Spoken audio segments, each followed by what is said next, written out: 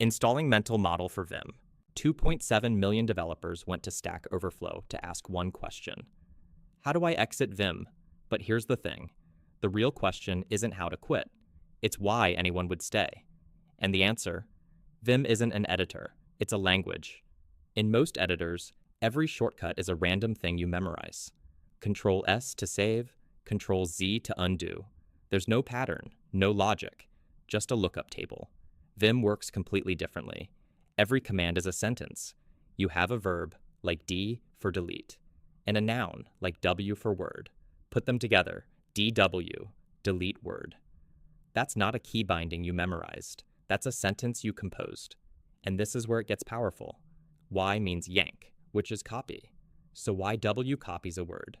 C means change, which deletes and drops you into insert mode. So CW changes a word. You already know 3 verbs and 1 noun. That gives you 3 commands. But now add more nouns. $sign means end of line. 0 means beginning of line. B means back 1 word. Curly brace means paragraph. 3 verbs times 6 nouns. That's 18 commands. And you didn't memorize 18 things. You learned 9 building blocks, and the grammar composed the rest. This is the multiplication effect. Traditional editors are linear. 1 shortcut equals 1 action. Vim is multiplicative. Every new verb you learn works with every noun you already know. Every new noun works with every verb. The grid keeps growing. But motions are just the beginning.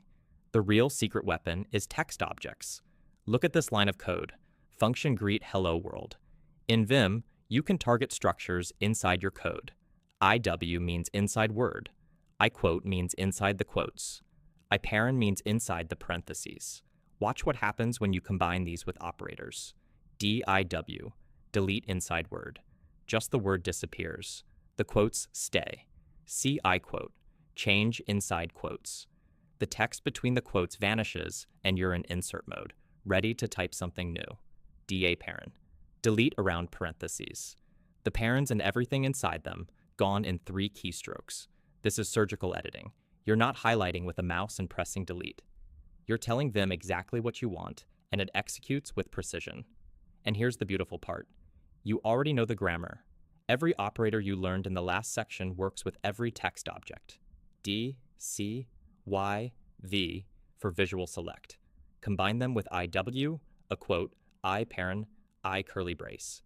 The multiplication table just got another dimension. Now here's where composability really pays off. The dot command. Dot repeats your last change. And because Vim commands are structured as verb plus noun, the last change is a complete semantic action, not just random keystrokes. Here's a real example. You need to rename a variable in 5 places. In a normal editor, you'd click the first one, select it, type the new name, then click the next one, select it, type the new name again, 5 times. That's a lot of clicking and retyping. In Vim, /old name, enter. That jumps to the first match. CIW, type the new name, escape. That's your change. Now press in to jump to the next match. Press dot. Done. End dot. End dot. End dot. 1 keystroke to move. 1 keystroke to execute. That's the rhythm of Vim. The dot command works because commands are composable.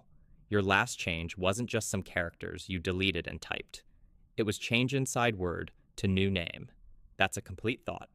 And dot replays the complete thought wherever your cursor is. This is what people mean when they say Vim is a language.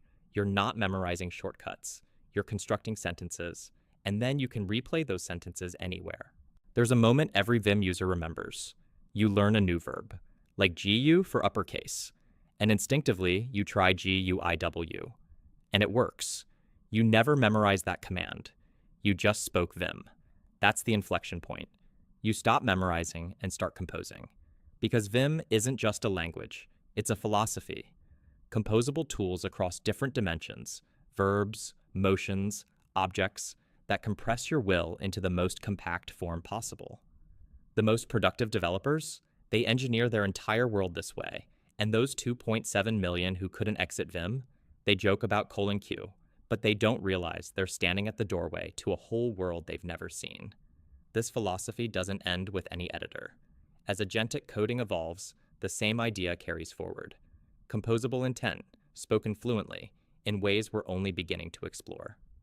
Drop what excites you in the comments. Cognitive architecture updated.